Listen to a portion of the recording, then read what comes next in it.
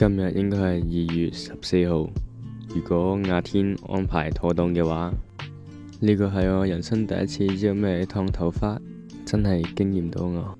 Do you ready？ 我嗰陣時諗緊今日算唔算官宣，唔記得邊個影嘅呢？但首先欣賞一下個個會擔心我整喊我又可愛，全世界最可愛而且好愛我嘅。但係其實我到呢度先發現，我錯過咗好多 moment， 好多你愛我嘅 moment， 我都冇記錄低到。呢個細節實在太多，令我無法想象。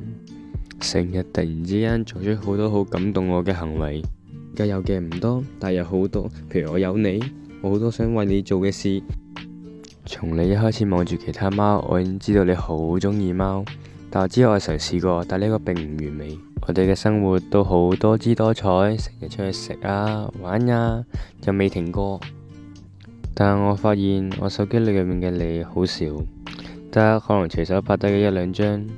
儘管佢再曳，我哋低都有更加好嘅西米露，同埋呢成日咁好可愛嘅互動冇我。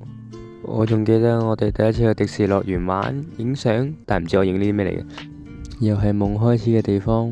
我係有好早就鍾意你，其實係有想揾得返㗎。好多謝你出現，你係對時間對嘅人，你嘅陪伴、你嘅鼓勵、你嘅支撐，令到我變得更加好。我喺你手機發現你眼中嘅我，着衫着得好咗，雖然大部分都係你幫我襯嘅，又可以靚仔，又可以反差，又好正式，但更加多時候我係戇居居咁樣，都唔知係諗緊啲乜嘢。但我就知道佢嘅快樂係源自於你嘅愛、你嘅細節、你嘅全部情緒、價值、信任、關心、照顧、體諒、安慰、體貼、補貼、用心等，更加離唔開你嘅美。目的係將你培養成更加自信。呢時候影咗好多，但只係因為我素材唔夠，亦都想我手機裏面有太多你，實在太多過去沒有記錄啦。我嘅小朋友熟口面嗎？呢個係我預備咗一段時間嘅手工品，雖然已經俾聰明嘅你發現咗、突破咗噶啦。但我都想追上你嗰份好真摯嘅禮物，我完全喺呢份禮物上面用心感到你嘅愛，好感動我。